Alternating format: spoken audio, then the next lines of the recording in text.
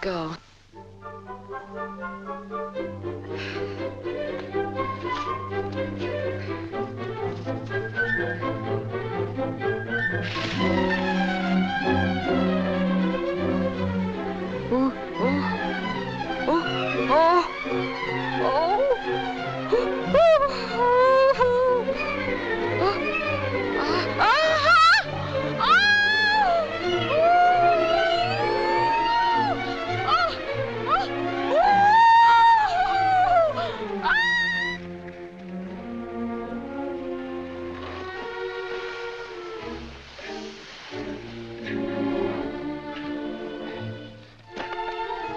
You'll be all right. Sure. Take a deep breath. Oh. We're taking you to the inn. We? But you were standing here alone. All alone. You look so pretty. I tried to show off. That was about 15 minutes ago. Oh. Let's get him onto the sled, carefully.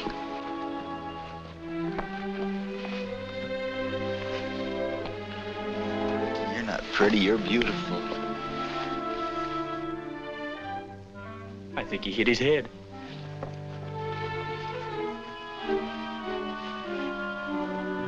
Just relax.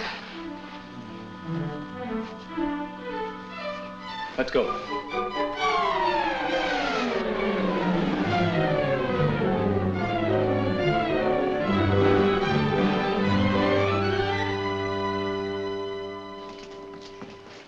Business picking up.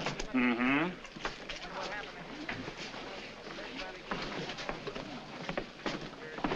Are you hurt?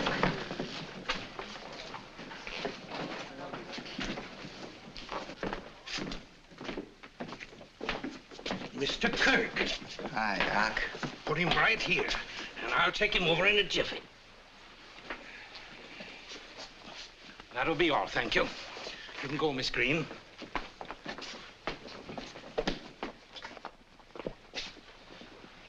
Are you a relative? No, I've never seen him before. Then perhaps I can handle this better alone. As you wish. I thought I might help. I'm Dr. Hunt of Los Angeles. Doctor? Yes. Specialist? General practice. I see. Frankly, you can be of no help. And now, if you'll be so kind as to leave me with my patient. Wait, doesn't the patient have the right to select his own doctor? Naturally. All right, then. Hello, my doctor. Hello. I'm at your mercy. You're the boss. Thank you. Mr. Kirk is an important man, young lady. I intend to call in specialists. For what? Yeah, for what? Perhaps the Medical Association shall hear about this. What are you going to tell them, that I chose another doctor in preference to you and you want the other one hung? We'll engage your services immediately, Doctor, for x-rays. Let me see. At the scene of the accident, I noted contusion and a small hematoma of the right posterior parietal region. The absence of bradycardia indicated very little concussion, but take a shot at his head to make sure. Now, there may be a pars fracture on the left and a crack in the tibia and fibula higher up, so we'll take shots of the whole leg.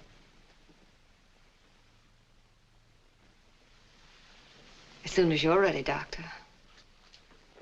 We told him that time, didn't we? Thank you, sir. Thank you. Is there a vacant room adjoining Mr. Kirk's suite? Kirk? One moment, please.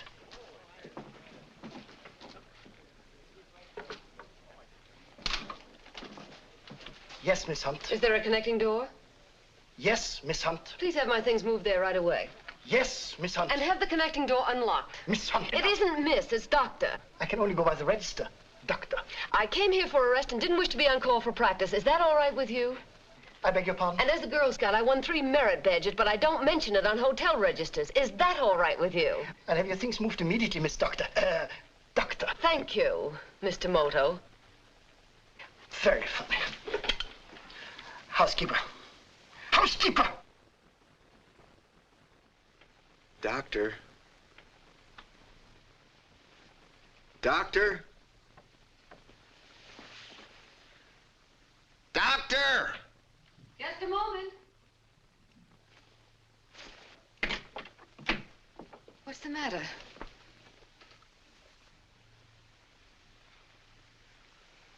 I don't feel well.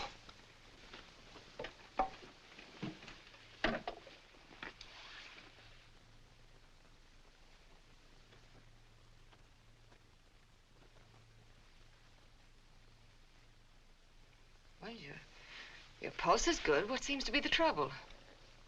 I was lonesome. Oh, I see. Mr. Kirk, this case has become very important to me because of the little argument I had with the hotel doctor. It's so important, I'll appreciate hearing about any new symptoms, except loneliness. Good night. You forgot something. What? You didn't take my temperature. Oh, don't be silly. You have no fever. I know this may be annoying to you, but after all, the doctor's first duty is to his patient. Check me, please. But you're wasting your time and mine. I'll bet you $50 against 15 minutes of your time I've got a fever. No fair feeling, is it a bet? It's a bet.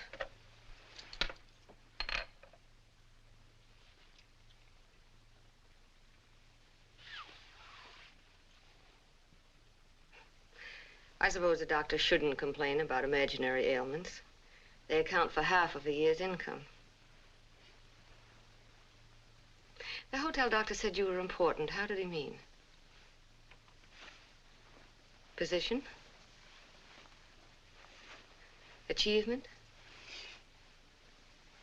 Family? Money? Why did you nod so reluctantly? Are you worried about my bill? Mm-mm. Or do you have the feeling that having lots of money isn't being important? I agree with you. Well? Well, it isn't much. 99.6. What's a fever? How about the bet? I own the next 15 minutes.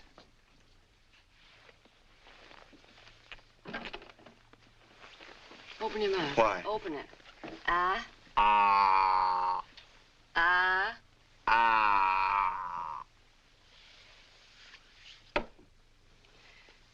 You seemed pretty certain about that fever, didn't you? Anybody knows a thing like that. I'd say that throat's been sore for several days. What would you say? Maybe. You had a fever this morning, too, didn't you? Well... Open your mouth.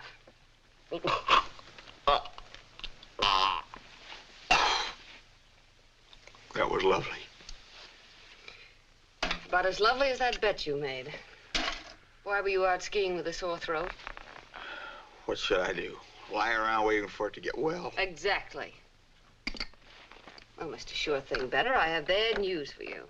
Your x-rays showed there are no fractures whatsoever.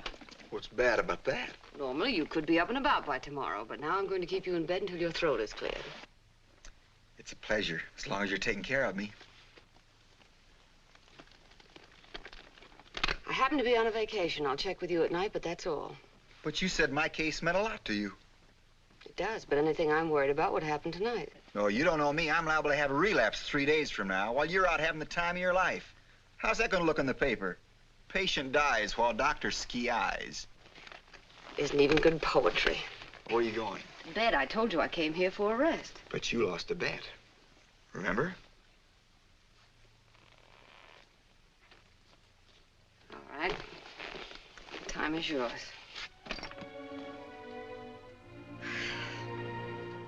Are there many lady doctors? A few. As beautiful as you? No doubt.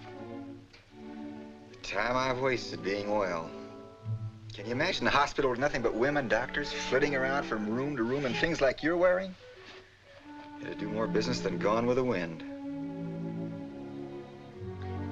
How old are you, Mr. Kirk? Why?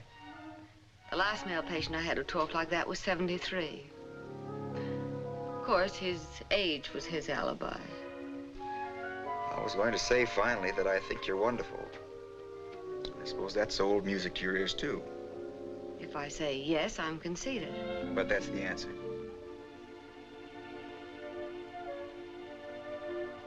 May I leave now, please? I'm very tired. Of course, I'm sorry. When will I see you again? Oh, sometime tomorrow. It was very selfish of me to keep you so long. But thank you. And good night. Good night. Doctor. Yes? I still think you're wonderful. And I'm not 73. Good night.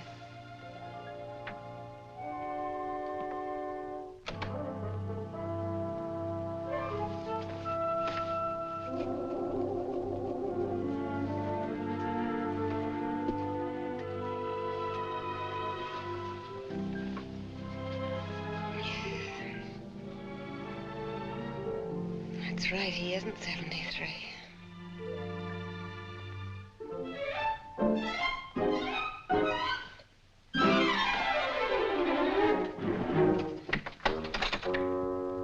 Did you say something, Doctor? No. Good night. Good night.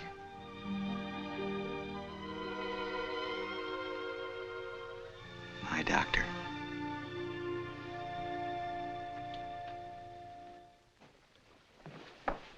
Oh, just a moment, please. Dr. Hunt. Yes? A gentleman to see you.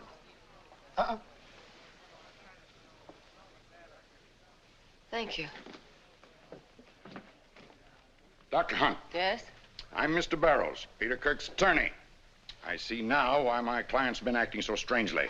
Strangely? Of course, you know Mr. Kirk is able to afford the finest medical care money can buy. I've heard insinuations to that effect. I've checked your record and found that you've been in practice only 3 years. General practice at that. I'm quite willing to turn the case over to any physician Mr. Kirk may name. But he has already refused to see 3 of the finest specialists in Los Angeles. Why?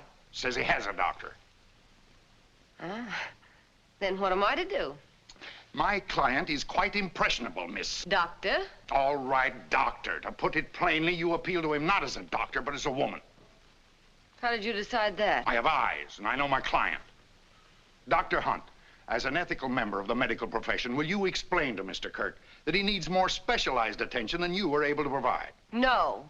Why not? Because Mr. Kirk's chief ailment right now is a sore throat. There are no broken bones, his head isn't cracked, and as long as he wants to be my patient, he'll be my patient. Furthermore, lawyer, what's your name? You better stop worrying about your client and consider yourself, because you're an incipient nephritic if I ever saw one. What's that? Well, you'll find out.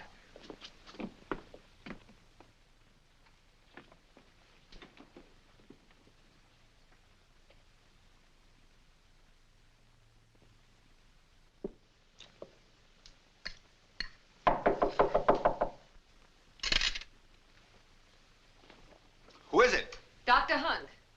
Just a minute.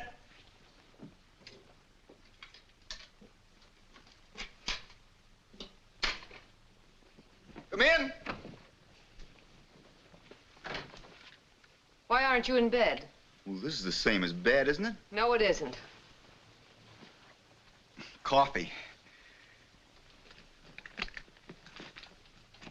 What's the matter?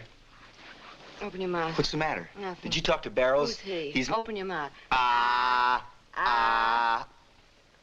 Mr. Barrows is my... Your throat is clearing nicely. You can help by having only liquids today and by gargling with salt water every hour or so. You'll still probably have a temperature, but that's to be expected. Apparently, there aren't going to be any after effects from your fall, so if you feel well tomorrow, get up and do anything you darn please. But if your Mr. Barrows decides that your financial position necessitates calling in 18 specialists with long beards, let him call, because I'm through with this case right now. So you did talk to him? That has nothing to do with it. You're well, and I have work to do back in town. Won't you stay? I'll be glad to pay you for your full time. That's exactly what I don't like about this case. Mr. Barrows announces that my ability is inferior to your bank book, and you seem to think my services can be bought by someone who doesn't need them. Mr. Kirk, you don't know the reputable practice of medicine, and you don't know me. I apologize. That was stupid. Well, I guess I should apologize, too. But I definitely don't like your Mr. Barrows. Forget him. Will you stay? I have to go back, honestly. Goodbye. I'm glad I was able to help you, and don't forget to gargle. Goodbye. I won't forget.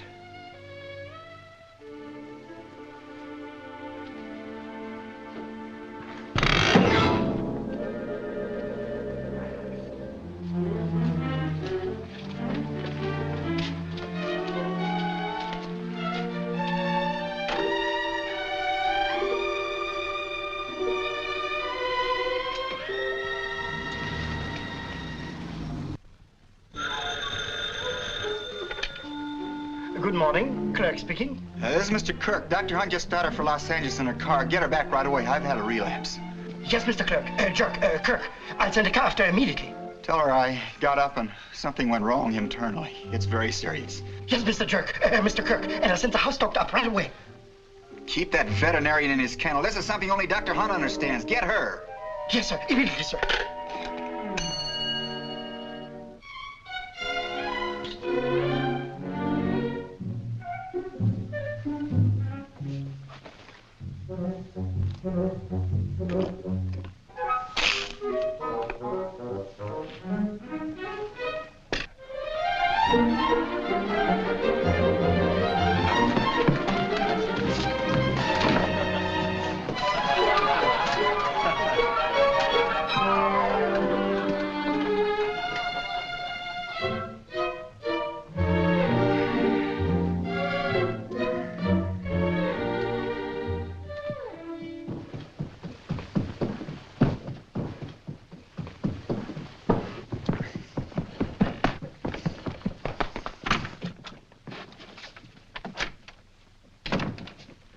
What's the matter? What happened? Where's the house doctor? Why isn't he here? He's sick. Are you in pain? Yes. Where? All over.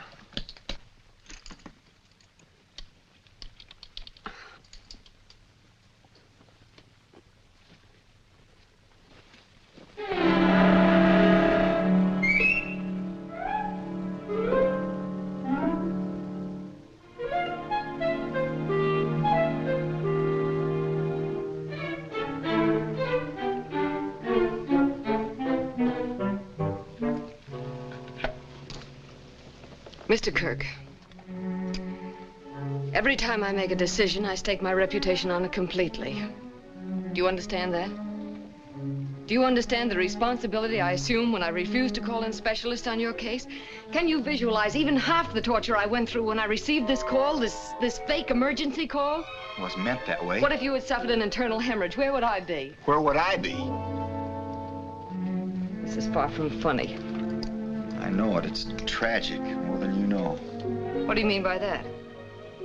I brought you back here for a definite reason. Now I'm licked before I start. Start what?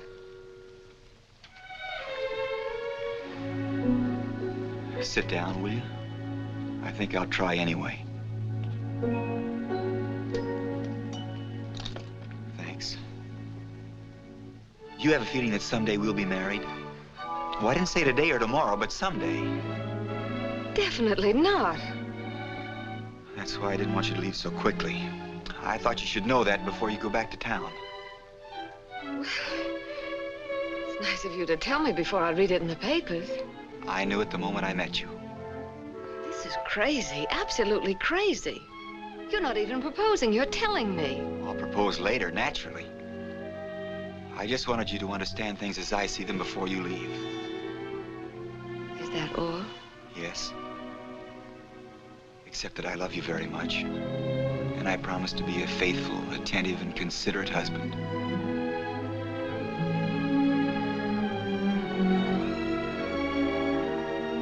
May I leave now? If you wish.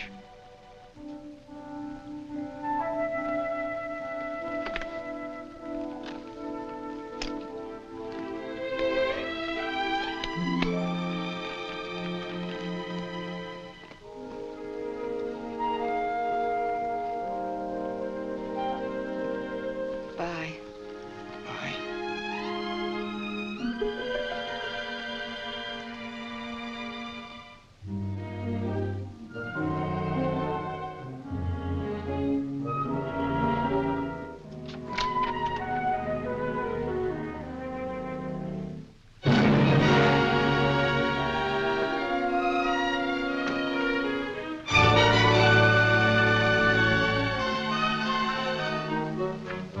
Mr. Kirk, whatever type of women you've known is your business.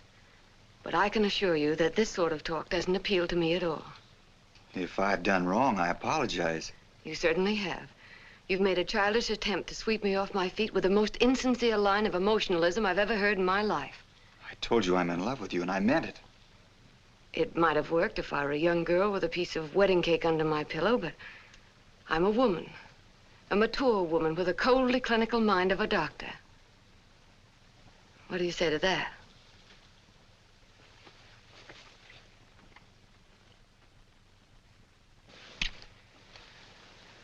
What do you say to that?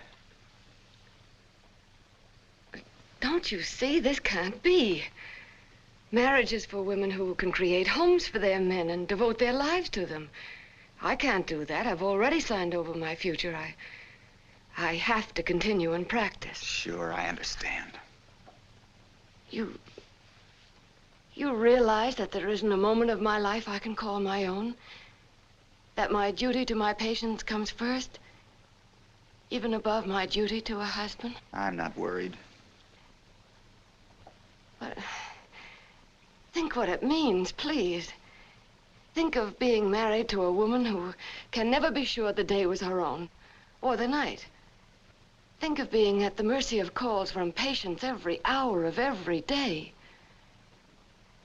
You don't want that. Will you marry me? Did you hear what I said? Sure, I heard, and I'm still asking. Will you, darling?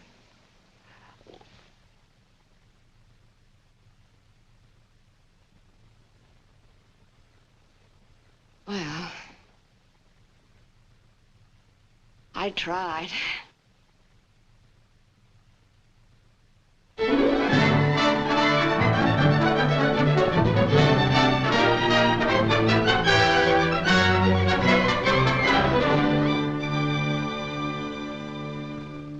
Now, cheery smile, everybody, and don't forget the congratulations.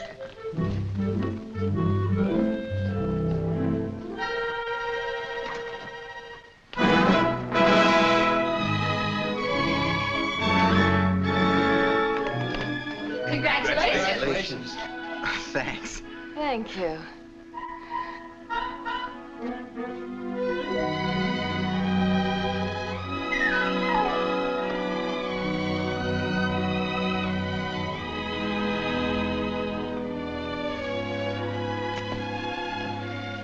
Oh, here we are. We are very happy, sir. So are we. Well, this is the staff, dear. Moody, Joseph, Doris, Minnie, Eva, Ella, Billings, the caretaker. The grounds look beautiful, Billings. Thank you, Mrs. Kirk. We'll have dinner at 8, Ella. Upstairs. Yes, Mr. Kirk. Now, Moody, if you'll get our things out of the car. Immediately, sir.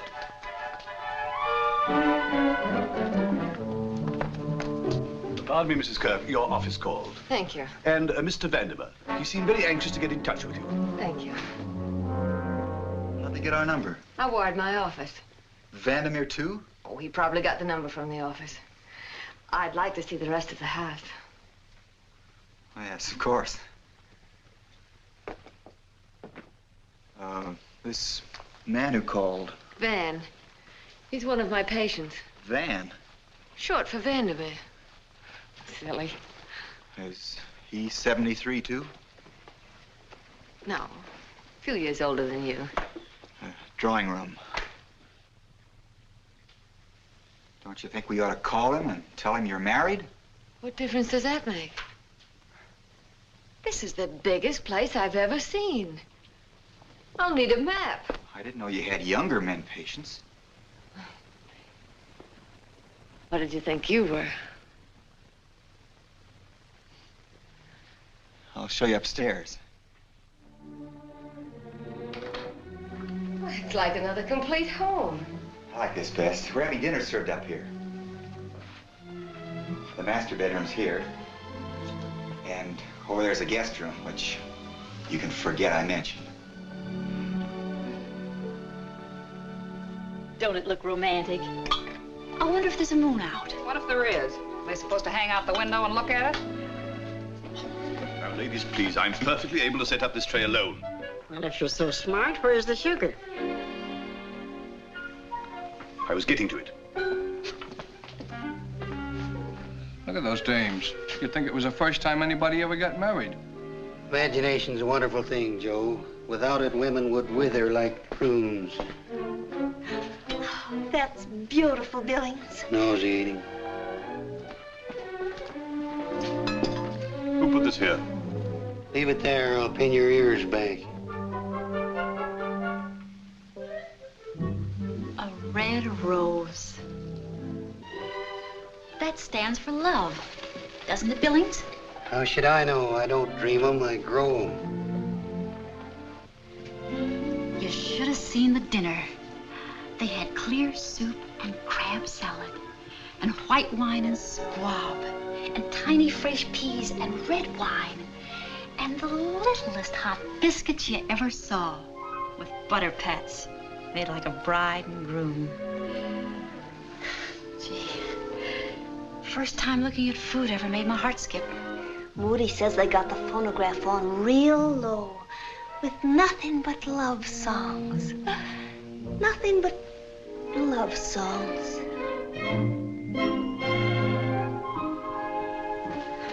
Why don't they ring? Oh, why don't they ring? Just thinking of it makes my knees all wobbly. Do you know what's going to happen any minute now? I can guess.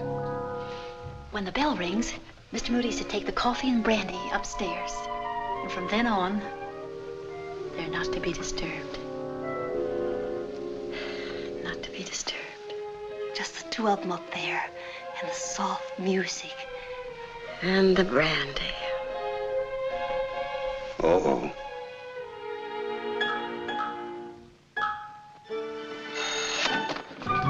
Bill. I can't breathe.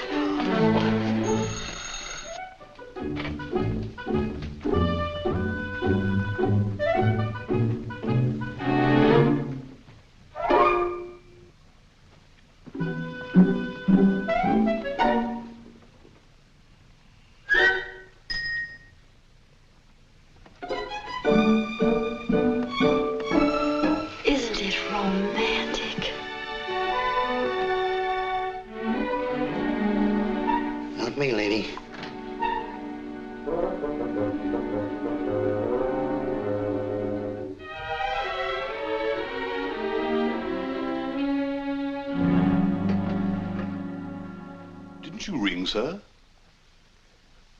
Yes. Miss Kirk has just had an emergency call. She must leave immediately. No. Tonight? Someone is very ill. Tell Joseph to get the car ready right away. Poor Mr. Kirk.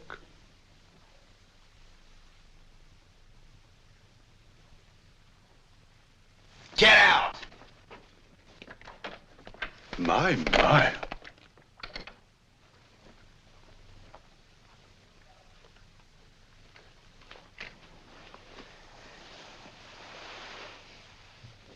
This is terrible, I know.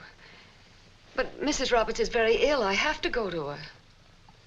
You call her your friend and she has a heart attack. I'll be back as quickly as possible, dear. Did you order the car? Yes. When Moody brought the coffee and brandy. He stood there staring at me like I was a bride left waiting at the church. I'll bear the scar of this the rest of my life. I warned you that this would happen. And no matter how much we dislike the idea, I have to leave. I'd like to hear you wish me luck. You know I do. Hurry back, honey. It may take most of the night. Oh, come on, smile.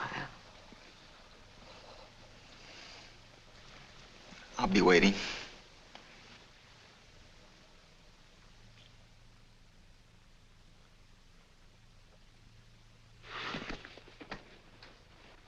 Darn Mrs. Roberts.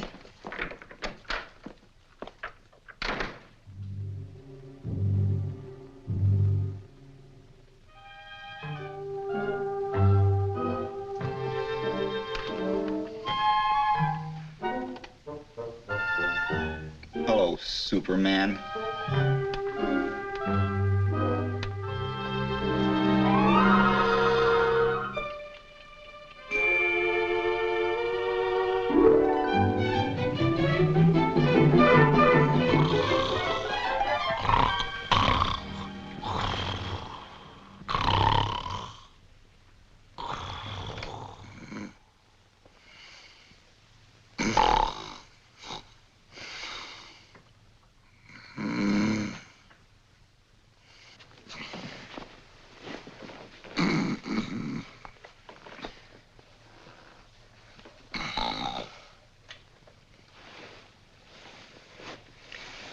I'm back. I was asleep. Yes. How's Miss Roberts? Oh, all right now. That's good.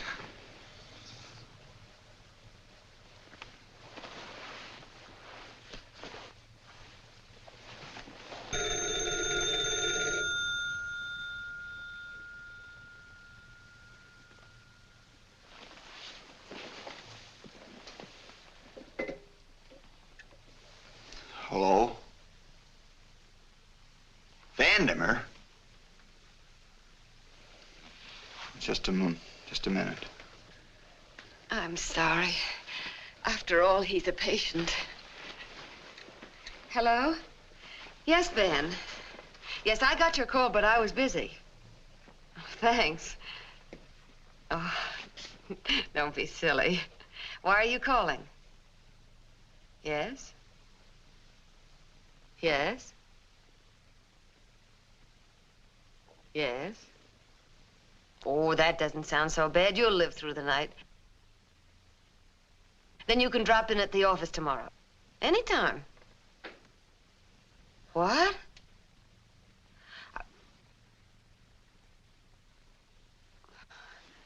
Oh, please, I can't talk about it now.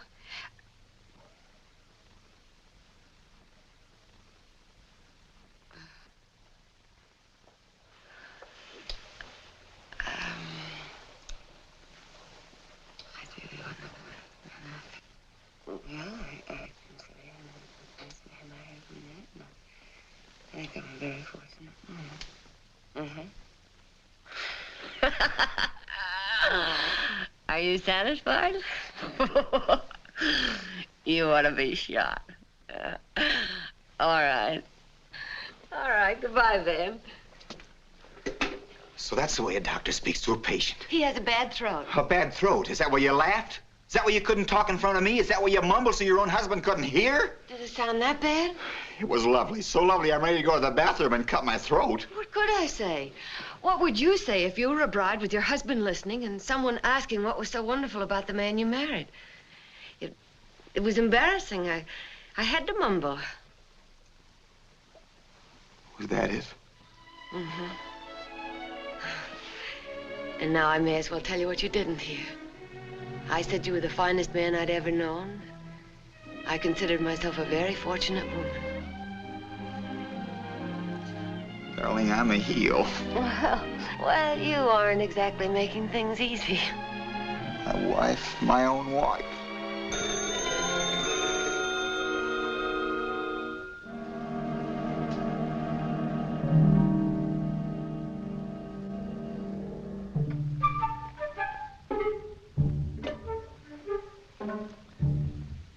Hello? Will there be anything else, sir? No. Who was it? No call, just Moody.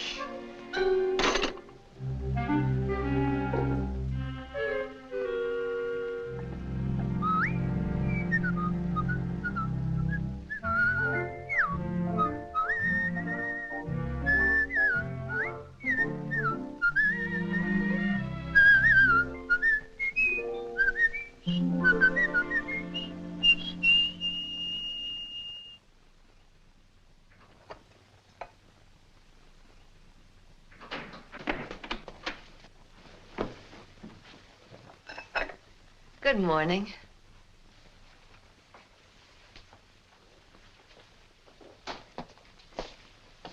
Why'd you wake me? Oh, it was so early. And besides, you look so peaceful. You have the funniest snore. It's like a purr. I didn't know I snore. You toss, too. Like a ship in a storm. It must be revolting. Oh, not at all. It makes me feel like an experienced old wife. What time is it? 6:45. 6:45? What the world? I have an appendectomy at the hospital. Today? Mm-hmm. Why, what's today? The first day after our marriage? You mean you're going right back to work as though I don't even exist? Oh, don't say that. My patients need attention. Did it occur to you that your husband might appreciate a honeymoon? Even a little one? And so would I, dear. But you can neglect your practice just so long. And don't forget, I've just come back from a vacation. All right, I give up. Is she in a very bad way? Who? The lady with the appendix. The man. A man? Mm-hmm. Mr. Bellows. He's in advertising. You're telling me? With thousands of doctors clamoring for patients, why should a man go out of his way to pick my wife? The answer is that I'm a capable doctor. That's not true. The answer is you're a very attractive woman. And men from the beginning of time have been nothing but scheming, treacherous wolves. Thank you. And now, with or without your permission, your inefficient wife is leaving to remove the appendix of a treacherous, scheming wolf. Oh, forgive me. Oh, you're the best doctor in the world, and I'm a jealous fool. Will you forgive me? I shouldn't. Meaning you will. Oh, meaning I love you. Darn it. What time do you get in tonight? Around 7. Another dinner upstairs to celebrate the anniversary of the second day? Perfect. See, 7. I'll order it about 8. Oh, no. You stay here. The downstairs is as drafty as a cave.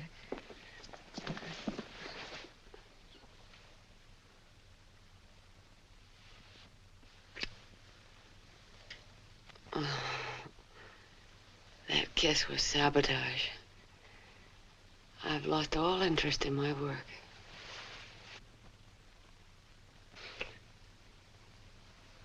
It could be that I was ill myself. unable to perform the operation. No. No, my first duty is to Mr. Beller's appendix. Goodbye, Dick. Till tonight.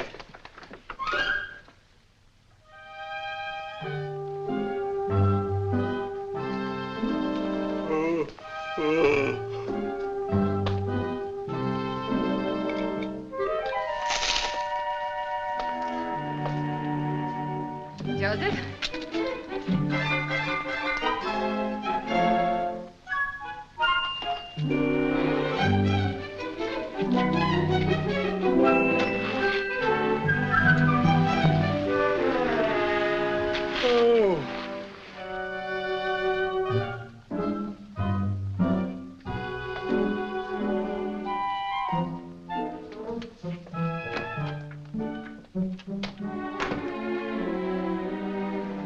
Sir. Hello, Moody. Well, sir, it looks like Mrs. Kirk caught us all napping this morning. I beg pardon, sir. I simply meant that cook was preparing something very nice just when Mrs. Kirk rang for breakfast. Oh. Would you be having breakfast, sir, now that you're up? I'm not having breakfast this morning. None, sir? If I were having breakfast, I'd have had it with Mrs. Kirk. Wouldn't I? Oh, but the doctor... Don't call her doctor. She's Mrs. Kirk. And the general custom is for the man to have breakfast with the wife if the man is eating. I'm not. Yes, Mr. Kirk. Pardon me, sir. Are you going back to bed? Will you tell me how on earth that possibly could be construed as any of your business? I was thinking about the call, sir. Shall I refer all the Mrs. Kirk's calls to her office, or take messages, or refer some of them to you, sir? Miss Kirk's calls are her own. I don't want any part of them. Yes, sir. Although you might let me know if Mr. Vandemer calls again. He's already called, sir. This morning? 6:15, sir. The hospital called at 6, and Mrs. Kirk's assistant at 6:05. Was he ill? Oh, she's a lady, sir. I mean Vandemer. I don't know, sir. He seemed frightfully cheery for that hour. What do you want? I never listen in, sir. Probably an appointment with the doctor. He already has one. No, really, sir? What do you mean by that? By what, sir? Oh, never mind. Moody, do you realize you've irritated me continuously ever since you came into this room? I beg your pardon, sir, but actually it's the early hour. You're not used to it. I seriously recommend that you go back to bed, sir. I seriously recommend that you get out of here. Vandemer knows men. I don't know what they think they...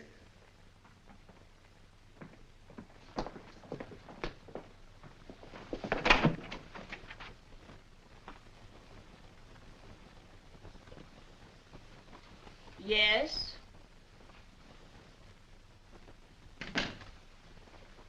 I'm the doctor's husband. Oh, I'm glad to know you, Mr. Kirk. Oh, of course, Mr. Kirk. I'll tell Dr. Hunt you're here. No, don't disturb her. I'll wait. She seems pretty busy. Yes. There hasn't been a moment's rest since she came back from surgery. Has, Van been in yet? Mr. Vandemer? No. When's his appointment? Let's see. No, apparently there's nothing definite. Maybe she just intends to sandwich him in.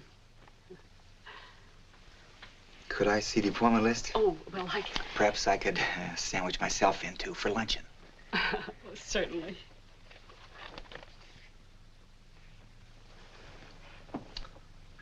Maybe I can just wedge myself in between Mr. McCarthy and Mr. McKee. Quite a lot of men patients. Yeah, you know men. They have to be babied for the least little thing.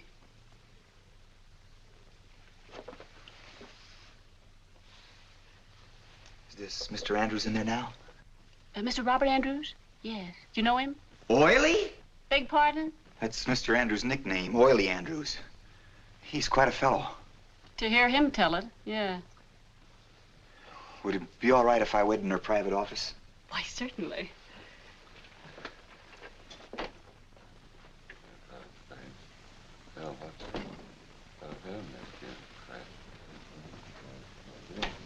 Would you care for a magazine? No, thanks.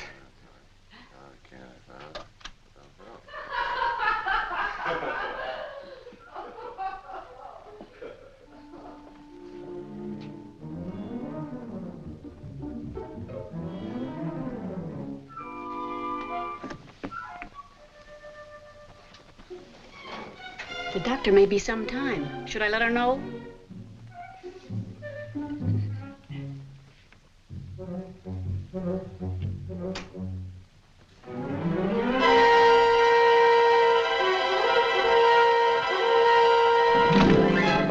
Peter! What's wrong with you? Oh, broken finger? Why? I think a more appropriate question is, what's wrong with you? Since when does a man with a broken finger have to strip to the waist? Peter, I'd suggest you wait outside until I've finished with Mr. Andrews. I asked a sensible question. I want a sensible answer. That moron's been showing off what he thinks is a fine physique since he was 17 years old. What's the matter? You afraid your wife will realize how you should look? Why? Peter, get out of here this minute. Let him go. I can knock him down with a broken finger. Yeah, try it. Oh. Emma! Emma!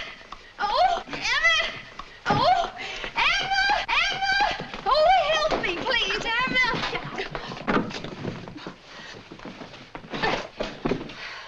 Well, what happened? That's all, Emma. Leave us alone, please. You sit right where you are until I come back. Do you understand? Do you understand? Yes.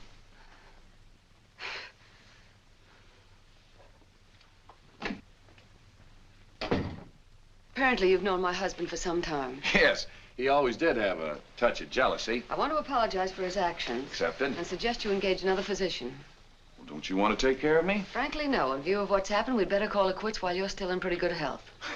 Well, if you wish. Do you mean you're going to let a jealous husband drive away all the patients he doesn't like? I'll handle this however I see fit, Mr. Andrews. Goodbye.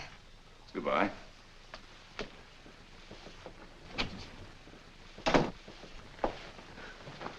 May I explain something? If you think it's possible. Orly Andrews, from the day he was born, has been nothing but an out-and-out exhibitionist. What a thrilling thought for a doctor. He had his shirt off, didn't he? How did you know that before you broke in? I guessed it. Besides, I know Oily. Then why couldn't you have guessed that the man had been thrown from a horse and besides a broken finger had abrasions on his back? He did. Peter, this is very serious. You've broken into my private examination room and threatened to exterminate a patient. You've caused such a scene, I've had to ask the patient to get another doctor. Why did you come here? To ask you to lunch. And when you learned I was with Mr. Andrews, you broke in. Was that because you don't trust me? I don't trust Oily. Well, forget him. If you're going to start looking under rugs in my office, I'd like to know it now. I trust you completely. Please don't judge me by what I did today. I know how much your work means to you, and I know that I have no right to intrude. It's just up to me to control my selfishness. I promise I will. Will you forgive me? Well... Please. Oh, of course. I never did like Oily anyway. Honey, you're wonderful. Can I take you to lunch? I can't make it. I have to get back at the hospital. I'll be waiting for you at home then. Yes, and I better hurry. There are several patients waiting outside. Tonight. Right.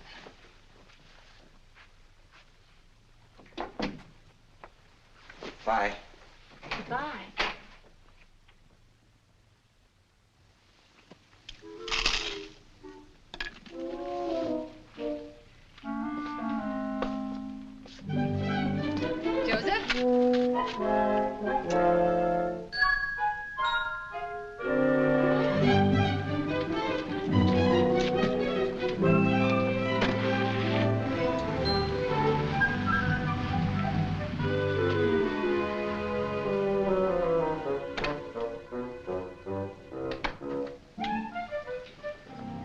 Well, we were all right on our toes this morning, sir.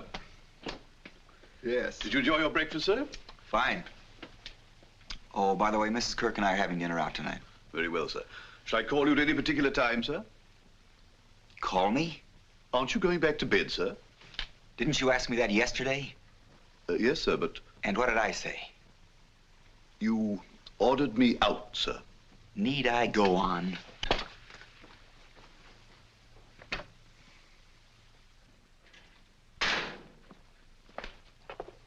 Mr. Kirk, what you doing up, sir? Good morning, Pierre. Where are all the golfers? Sleep, I guess. You mean I can't get a game? Well, sir, I'd say yes and no. Meaning what, Pierre? Meaning if you're anxious to play regardless. There's always Mr. Keckle. Uh-oh. Yeah! Any of the golfers show up yet? Mr. Kirk is hooked. Well, Peter Kirk, congratulations, old man. Oh, Keckle, thanks. Where's the bride, on her honeymoon? No, she's working. That's the idea. Train them before they start talking back. How about a game? Well... Fine, $5 a hole, $1 stroke, $15 Nassau. Tell me, how's the bride? Fine. I've heard about her. She must be just what the patient ordered. What'd you hear? Well, Pete, if the boys aren't lying, you better get a bottle of dandruff remover. For what? To get that Vandemer out of your hair. Oh, you mean Van? Yeah, do you know? No, not exactly. Well, this is a screwy world. Here, you haven't even mentioned the girl, and Vandemer's been raving about her for months. And when that wolf raves, it's something, because he's been on the trail ever since he's been able to walk.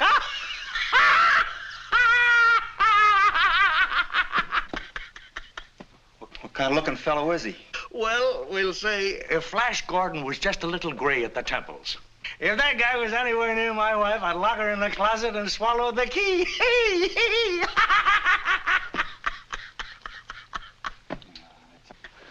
Oh, that type of fellow doesn't bother me any. I'm not worried. You're not worried, huh? Well, is that the way you always wear your pants? Oh!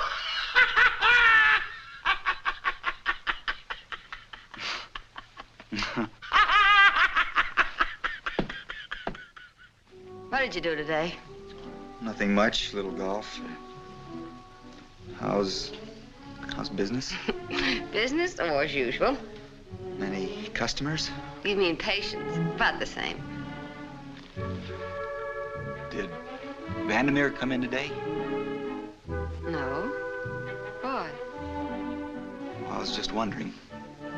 Is he what you'd call nice looking? I guess so. Do you know him very well? What did you hear today? Nothing. Oh, you've heard something, obviously. I'd better set you straight. Before I met you, Van asked me to marry him, and I said no. That's that, and that's all. You went that far? What do you mean? What's wrong with him? I mean, what are you treating him for? A fractured sacrum. Oh, how did it happen?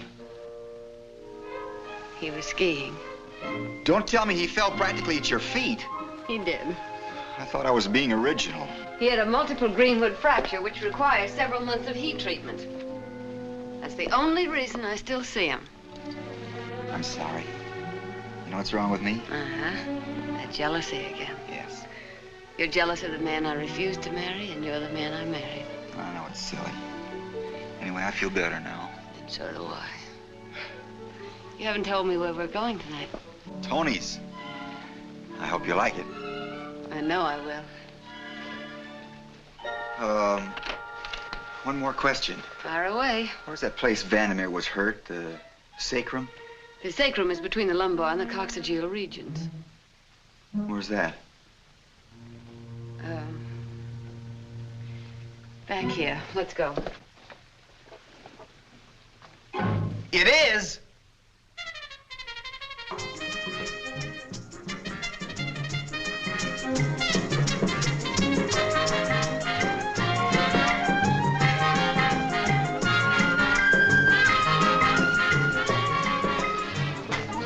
I'm sorry, I can't rumba. Oh, that's all right. I can teach you at home. It's a lovely rhythm, hasn't it?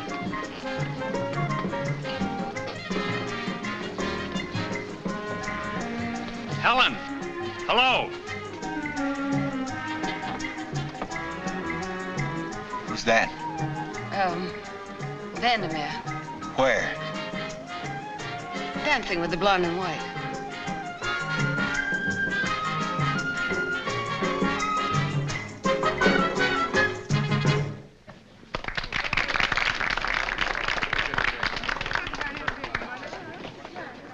Oh.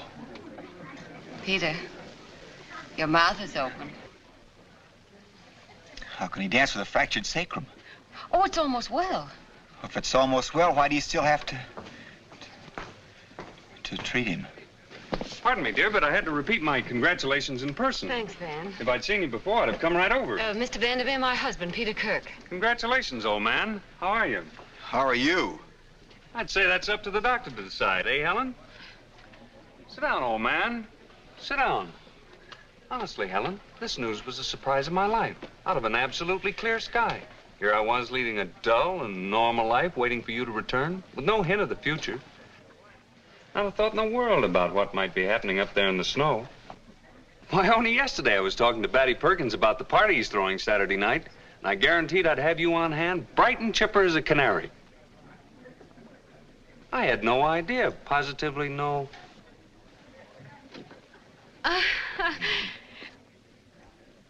Well, it was rather sudden. Sudden? Well, I actually had theater tickets for the night you were to return. And that morning when I picked up the paper... Have you, known him long? Long? Oh, long enough. That's one to the book, Kirk. I asked your bride if she's known you long, and she says long enough. Oh, I didn't mean it that way at all. Of course you didn't. Can't a poor old bachelor have his joke? I'm resigned to the inevitable, Helen. Just a purely professional appointment now and then for bare consolation. I beg your pardon. Pardon me. That's quite all right. Excuse us, Van. My husband and I requested this number, and we'd better dance. Oh, certainly. I congratulate you again, and I'll see you tomorrow. Goodbye, Kirk. Lucky dog. Thanks. Privilege of man. No offense. A kiss for the bride.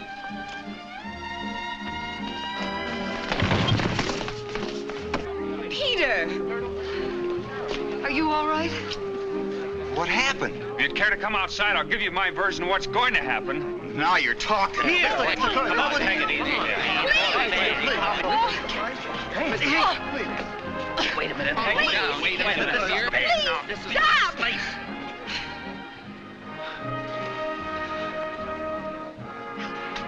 I'll have to ask you to accept our apologies. As you wish. Oh, is it your back again? Yeah. We'll check tomorrow. What time? At 2. I'll see you then. Please take me home. I don't suppose there's anything I can say. Absolutely nothing. Check, sir. Thank you.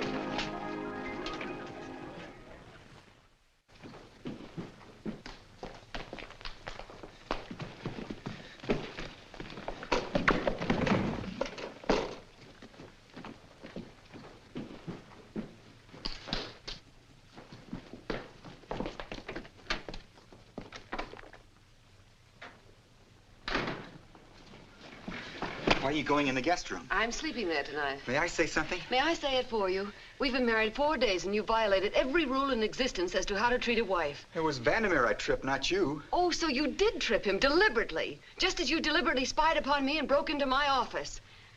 Oh, you mean oily? Yes, oily. What are you trying to do, insult all my patients to the point where I'll be driven out of practice? Who do you think you are, Murder Incorporated? I have no defense except that I'm madly in love with the woman I married. Everything I've done can be traced directly to that fact. But this can't go on, this terrible suspicion and jealousy. Please give me another chance. I'll get over it honestly.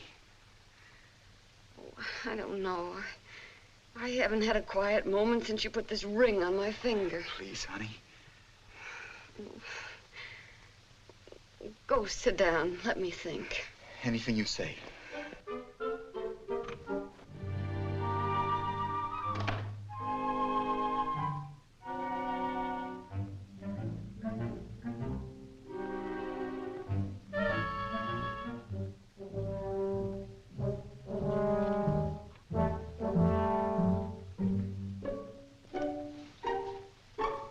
Peter. Come to bed.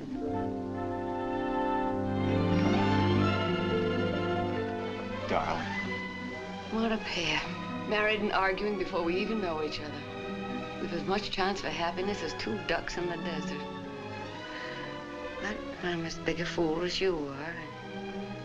There's no use being silly alone.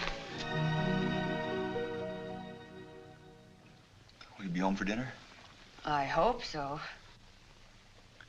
You have Mr. Vandemer at 2 o'clock. Yes. Well, I mentioned it just in case you'd forgotten. Oh. Hope he's all right. So do I.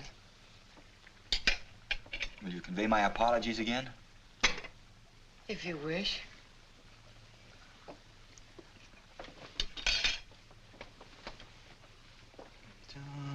Dun, 2 o'clock. What? Did I say anything? You said dum-de-dum 2 o'clock. Did I? Oh, I must have been thinking of something. You're acting very strangely this morning. I shouldn't be. I'm the happiest man in the world. Oh, your mind's a million miles away.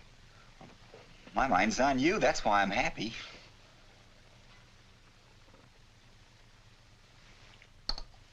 It's much nicer this way, isn't it? No silly jealousies cropping up.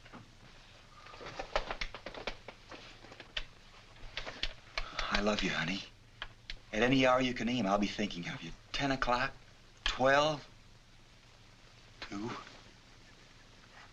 Remember that in your office. Here at home, there's a husband who's thinking of you every hour of the day. 12 o'clock, 1, 2. You're worrying about nothing, dear. Me worrying? All right, I'll be thinking about you. At 12, 1, and 2. Darling. I'll have to hurry. Can I drive you to the office? Oh, no, thank you, darling. I'll see you tonight. Thank you.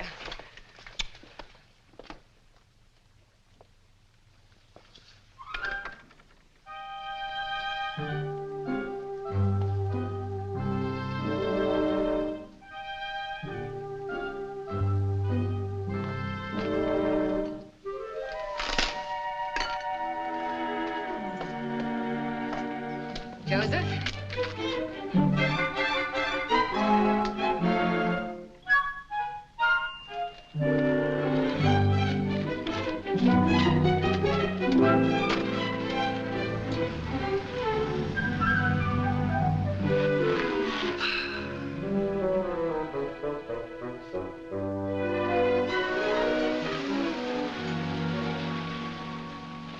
Thought maybe you'd like these for your office, Mrs. Kirk. Oh, they're beautiful. Thank you, ma'am.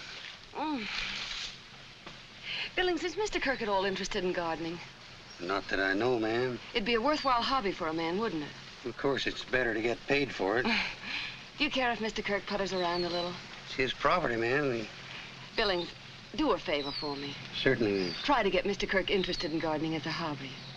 Well, how do you go about it, huh? Oh, make it sound worthwhile to him. You have intelligence, Billings. I'm sure he needs something like that to occupy him during the day. Yes, well, I'll do my best, ma'am. Thank you. Oh, this is our secret, naturally. Yes, ma'am.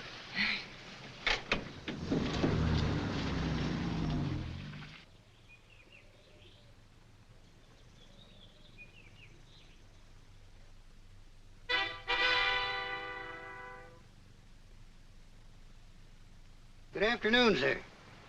Oh, hello, Billings. Wonderful day, like spring. Spring? Have you ever thought of gardening as a hobby, sir? What brought that on? Sometimes I get a feeling, sir, that deep inside you're a man of the soil. I? Consider the ground, sir. What? The earth is a flirtatious woman. By her whims, man lives or dies. She feeds or she starves. She brings fortune or despair. And at the end, she takes all men alike to her bosom. All men alike.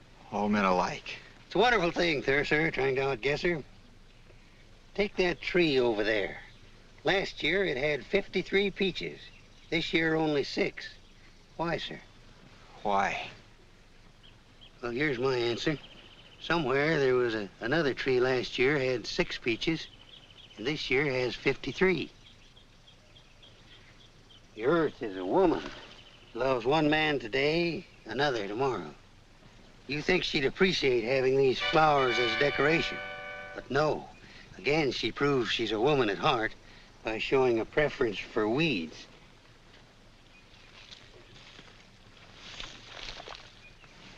Vandemer. Sir?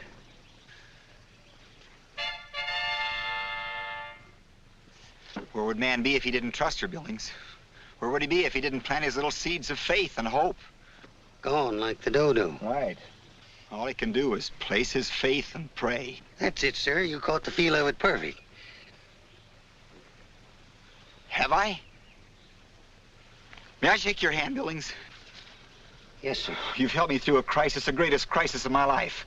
Effective immediately, I'm increasing your wages $10 a month. Thank you, sir. I'm going in the house.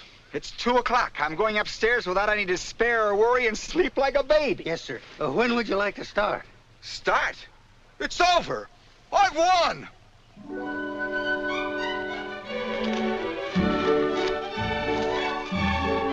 I've won! I don't know what I did, but it must have been good.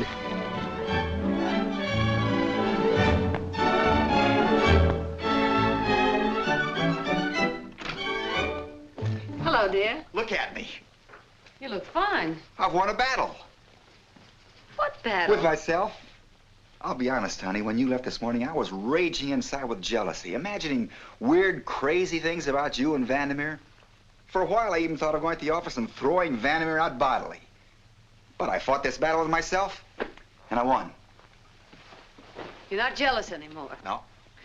You won't imagine things? Never. I've changed completely.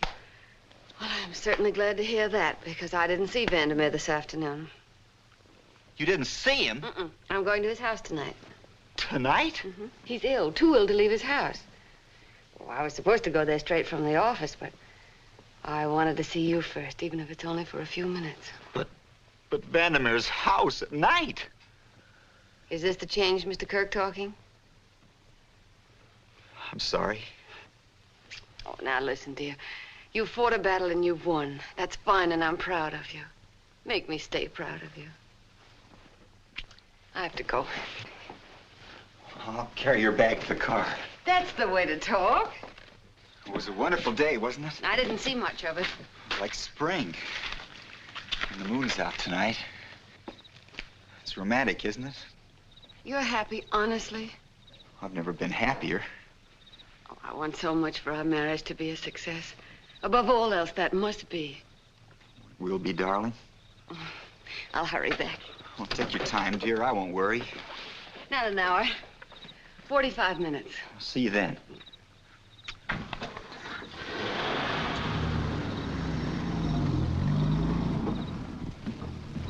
Has she gone, sir? Again? Yeah, she had an emergency call. Dear me. And dinner, sir? Mrs. Kirk will be back by 8. She's only gone to Vandemer's. Mr. Vandemer? Why do you say it that way? It was a surprise, sir. I happened to see Mr. Vandemer's cook at the market this morning, and she remarked that Mr. Vandemer was in excellent health. She did? Was it an accident, sir? No. It's probably the flu. They say it hit you like a thunderbolt. Yes, sir. Oh, what are you waiting for? Beg your pardon, sir.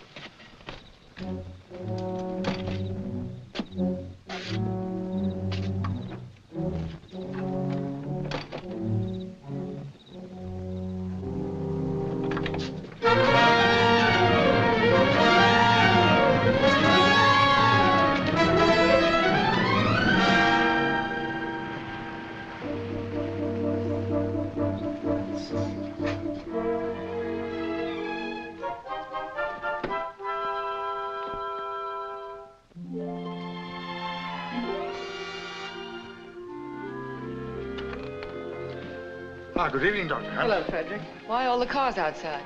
Cars, Doctor? Yes, cars. I don't know, Doctor. This way, Doctor. Isn't Mr. Vandemer upstairs?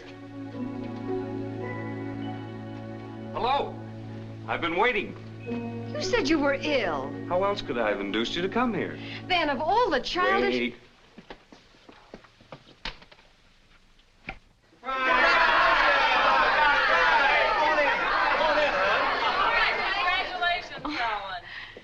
Thanks. This is very nice of you.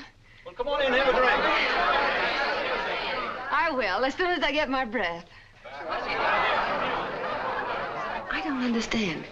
You don't expect me to stay here without my husband, do you? Of course I don't. Frederick's calling him now. Oh. If I'd asked you both to come over together, you would have suspected something. Well, I didn't do so badly as it was. That was my fault. You know, this is quite a gesture on your part, Van. After all, you must have at least a vague idea how Peter feels about you. Oh, we were both a bit childish last night. I hope he and I will be very good friends before the evening's over. I know you will. Now let's get ready to greet the groom in the proper spirit.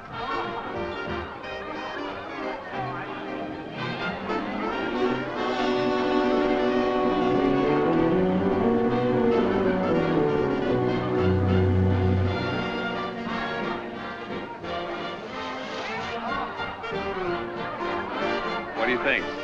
Sacrilege, but it's good. Will you dance while we wait? Uh-huh.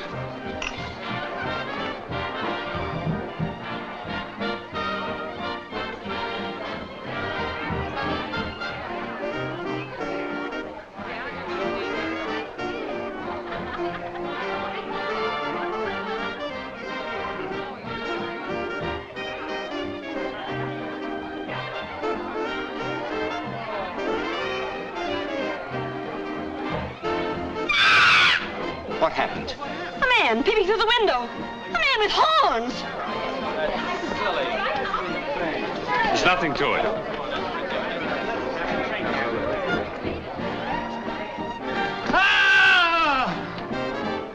I tell you, I saw him right outside that.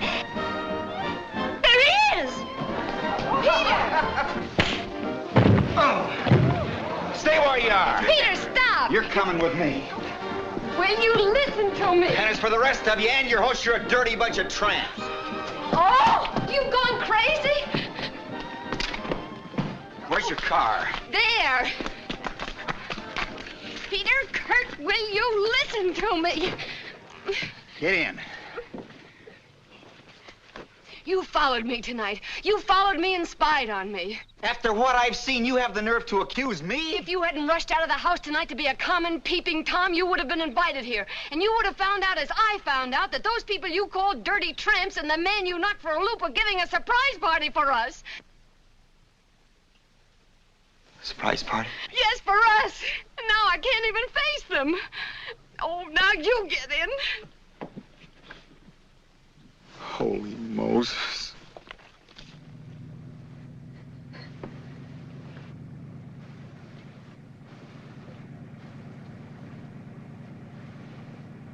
Take off those antlers before somebody takes a shot at you.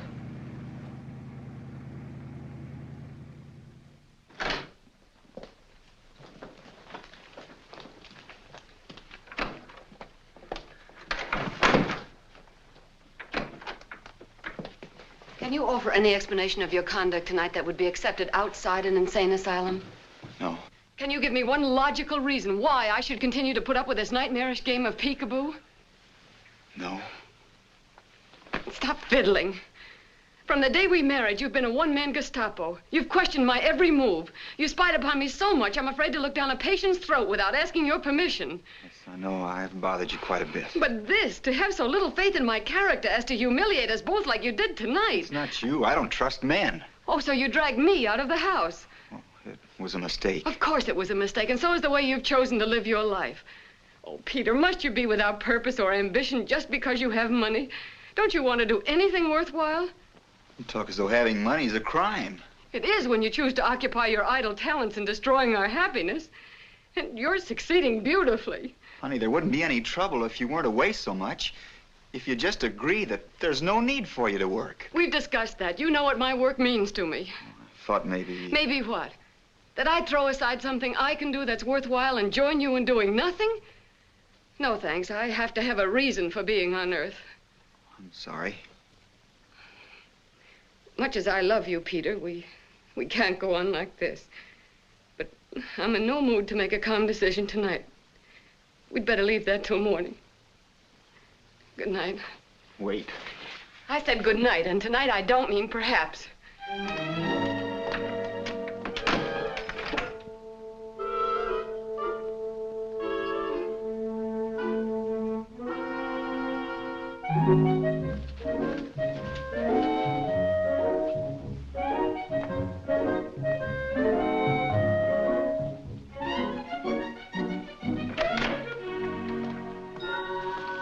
Good morning, Moody. Good morning, madam. Is everything ready? Yes, Mrs. Kirk.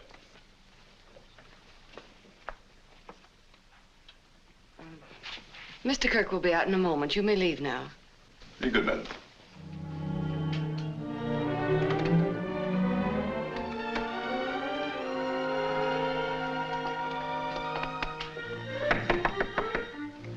Peter.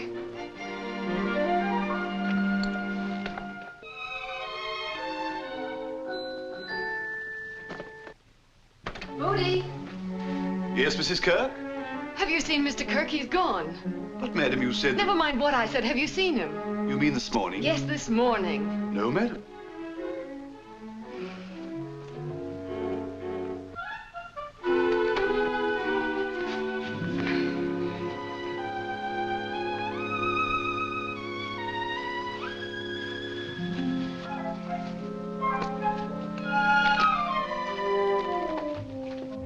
Hello, Moody. Has Mr. Kirk returned yet? He hasn't? No, there's nothing to be worried about, but be sure and have him call me as soon as he comes home. Thank you.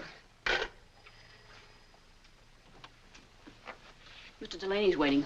All right, show him in. What's the matter? I've been worried about you all morning. Nothing. Oh, what's the use of lying? I tried to turn my husband into a saint overnight, and he walked out on me, and I'm going crazy. Now you know. Yes, now I know. He misunderstood something that happened last night and caused a scene. You couldn't blame him, actually. I'd misunderstood it first, too. But I can't let him know how I feel because he's gone. Lady, at last you're a wife. Should I have Delaney wait while you cry yourself out? Who's crying? Have him come in.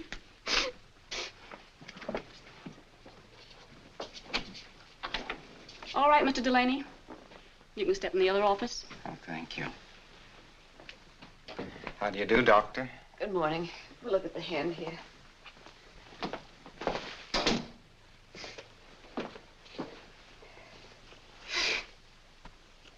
Do you have a cold? Cold? No. Was there much pain last night? Just a little. In my feet. Feet? Yes, they sort of tickled on the bottom. That has nothing to do with this. Mr. Kirk just called. Why didn't you put me on? I want to talk to him. Where is he? He couldn't wait. He was busy. Where is he? That's what I'm trying to tell you. You're to meet him in Hill's department store, counter 7, main floor, and you ask for Mr. Jenkins. Who's Mr. Jenkins? How should I know? We could have spared 1 minute to talk to me. Just 1 minute. Well, Emma, don't stand there. Help me. Oh, if I ever get my hands on him. Are you leaving, Doctor? What about me? Emma, put a new dressing on his hand. Sure. Oh, what shall I tell Mrs. Snyder? You have Mrs. Snyder at 12:30. Oh, hang Mrs. Snyder.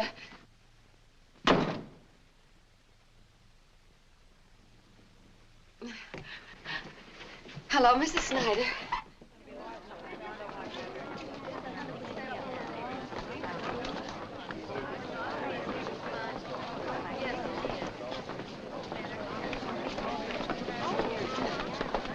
Pardon me, is this counter 7? Yes, ma'am. Is there a Mr. Jenkins here?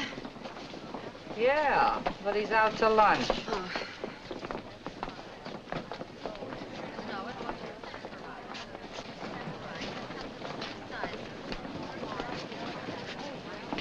Hello, honey. Peter Kirk, I could... Look. Thank you, Sadie. You're welcome, Mr. Jenkins. So you're Mr. Jenkins? Madam, if you can... And you're working. $22.50 a week and time and a half for overtime. Oh. May I help you, madam? No, thanks. Just looking. I don't mean to belittle Mr. this. Jenkins, you're wonderful. Am I? I mean it. It wouldn't make any difference if you were digging ditches or selling potato peelers. To see you making yourself actually useful is the greatest thrill I've ever had. You were so right last night. This is all I needed. The feeling that work gives you. That you're important enough to be paid for doing something. It makes you want to do more, to better yourself. Already I've been complimented by the head of the department. It's quite a feeling. Oh, darling. Yes, Are these the 59-cent ties you advertised? yes, madam. They're terrible. Well, not to everyone. Or perhaps to a woman with exceptional taste. May I show you something else? All right.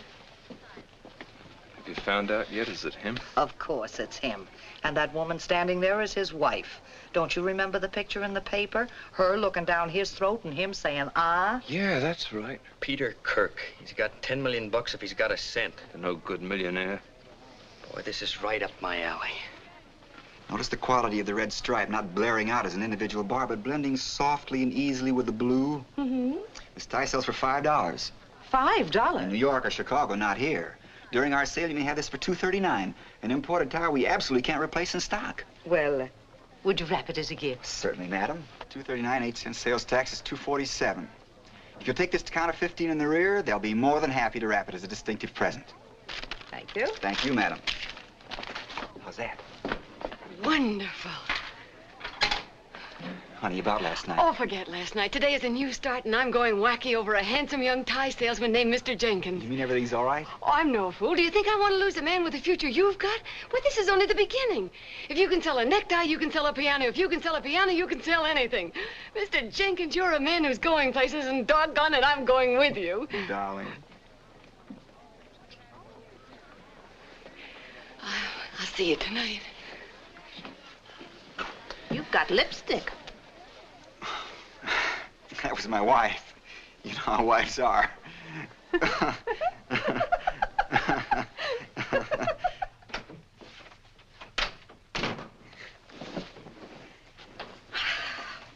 From the looks of you, I'd say you found him. Yeah. What's the idea? Emma, for the past 3 years, you've been wanting to visit your folks back east. Well, go ahead, because I'm giving you your notice right now. I'm fired? Uh-huh. With a month's extra pay and the best recommendation anyone ever had. Oh, you won't have any trouble. Dr. Smith wants you, Eggert, Martin. You can work for any of them at the drop of a hat. But what goes on? I'm in love with my husband, that's what. Oh, Emma, until you've seen him sell a necktie, you haven't lived. He's terrific. You mean he's working? Like mad. With his money? What's money when a man by his own ability is going to be running Hill's department store within a year? But he could buy the blame thing today. Of course he could. But what I've been hoping for has happened. He's finding himself. And now that he started, nothing can stop him. A millionaire selling neckties. It's ridiculous. Sure it is. All miracles are ridiculous. That's why they're wonderful. So? So that leaves the next move up to me, and I'm ready. As of today, I'm retiring from practice to become Mrs. Peter Kirk, housewife. Well, I'll be darned. And not halfway either. We'll get rid of that big house and move into a one-room apartment with a pulled-down bed and a geranium on the sill. I don't know why, but I can actually see it. Oh. Thanks. Oh, you know, Emma, I had the wrong slant on marriage. You can't ask, you have to give. That's what I'll give him. My chance for success in the career of medicine, freely and gladly. In exchange for a husband with pride and $20 a week. $22.50. Oh, gosh, I feel good. Wow. You even sound good. Come on, help me clean out the joint. Losing my job and liking it. I'm an idiot. Mr. Marshall wants to see you. Marshall? General manager, 7th floor. Immediately. I'll take over. Promoted already. Young man's success has no secret. Hard work and the realization of every opportunity will lead you unhesitatingly to the very pinnacles of achievement. It will? You sent for me, sir? Yes. Mr. Greener, Miss Moran, Mr. Blemish. Hello. Sit down, please. Your employment card lists you as John Jenkins. Is that correct? No, sir. What is your name? Peter Kirk, sir. You stated you've had 5 years' experience as a sales clerk in New York. Is that correct? I lied, sir. To be fair, Mr. Kirk, I must tell you, I've already received a report commending your work from the head of your department. Thank you, sir. But we also have a complaint from a committee representing our employees. Why? What have I done? May I speak, sir? Go ahead, Blemish. Kirk, I represent the employees of this store that must work and earn a salary to feed themselves and their families. Our jobs are our lives. Somewhere in this city is one of us who's been deprived of his rightful place, whose family at this moment may be without food because you, a millionaire, have deliberately stolen his job. I didn't steal anybody's job. They hired other people besides me. There's considerable logic in their argument. You have anything to say? Well, to tell the truth, I never thought of cutting some poor fellow out of a job. If it's like the employees committee here seems to think that I was selling neckties just for the fun of it, I'd get out right now and, without an argument, let somebody else move in. But the most important thing in my life right now is to hold on to this job. Are you trying to tell us you're broke? I didn't say that. I said I have to keep this job, and I do. I need it for my happiness. I need it for 1,000,001 personal reasons I can't talk about. All I ask is you treat me just as you would any other employee in the store. Pay me if I do my work well and fire me if I don't. This is a free country, isn't it? Why should a few $1,000,000 keep me from having the same opportunities as anyone else? What you said sounds right, but it must be wrong. Mr. Marshall, he refuses to argue his case openly and above board. He classifies the defense as something personal and private. He hasn't given a single reason why he shouldn't be dismissed immediately. And as the head of the committee representing all of your employees, I request that you make room for a deserving and needy worker by removing him.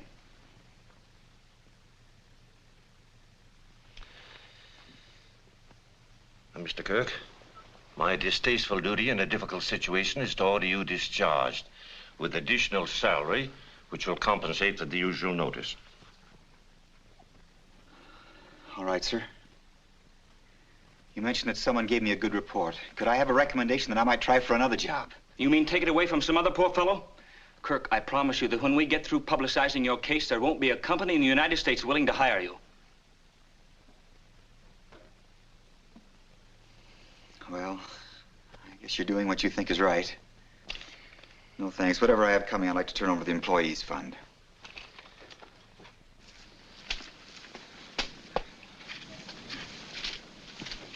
Anything wrong, sir? Wrong? The world is absolutely nuts.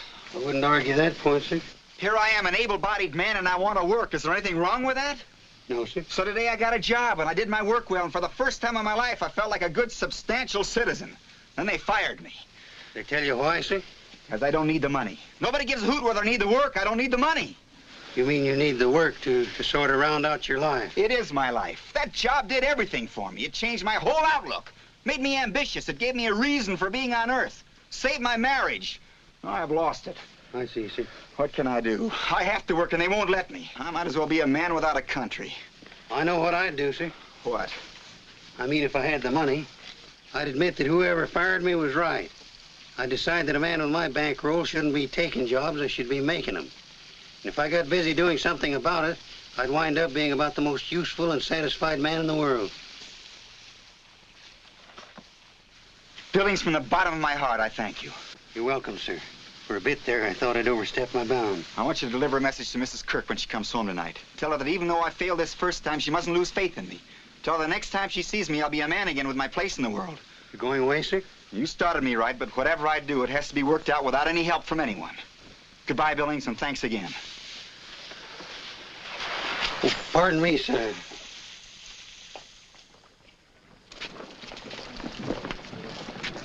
Well, good luck, Emma. It's been great having you with me. It's the best job I ever had and the best boss. But you were right to quit your practice, and I know you won't regret it. Hey, you ought to get your evening Herald paper. Goodbye. Get your evening Herald paper. Thank you. Herald, get your evening Paper. Herald paper. Evening Herald paper. Your evening Herald paper. Thank you. Herald. Blue convertible. Thank you. Good evening, miss. We're from the Herald. Yes? This way, lady. What's the idea of this? Poll of the people on the street about the Peter Kirk case. Peter Kirk? The idea is they fired him because he was keeping some poor man out of a job. You mean they won't let him work? Well, employee organizations all over the country are considering resolutions against hiring him. It looks like he's going to be a national issue, the way this thing is catching on. Secretary of Labor will probably issue a statement tomorrow. But this is insane. That's what we want. Your opinion as to whether he should be permitted to work or not. Of course he should. Any man has that right, whether he's rich or poor. Well, you're the first one that's been for him. Well, you've just been talking to the wrong people. Well, the wrong people are always right. What's your name, please? Hey, wait! Hey, who was that? I don't know. I'm new here.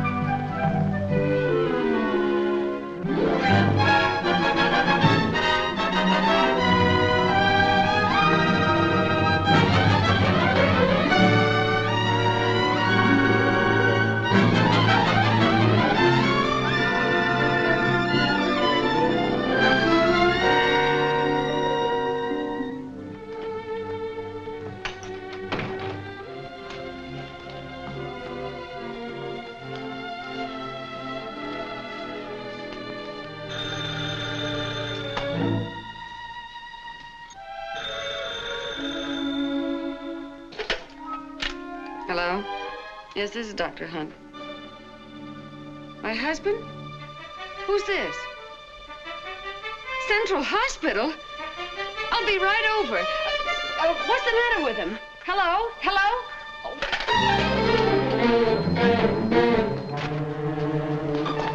I'm Dr. Hunt, isn't Yes, doctor. Dr. Hunt, for Mr. Peter Kirk. First door to your right, doctor.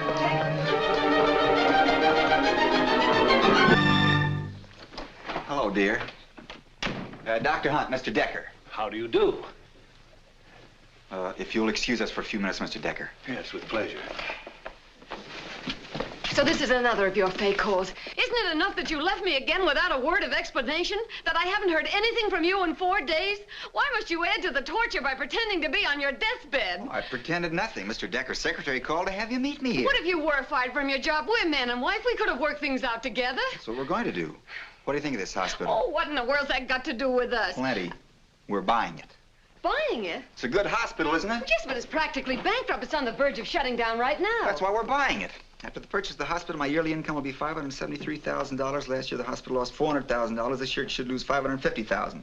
That still leaves money enough for charity work and for us to live on. Man, will I be busy. You mean you're going to run it? Well, only the management and business details. Well, I want to interfere with your work. My work? As chief of staff. Lady, will you be busy? Am I hearing right? Are you throwing every penny of your income into this hospital knowing you'll get nothing for it? What do you mean, nothing? I'll be helping the sick. I'll be providing work for nurses, doctors. Interns.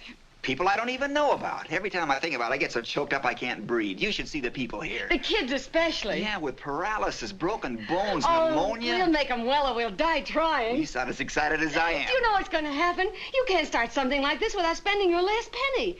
Why, we'll be living in a one-room apartment with a pull-down bed.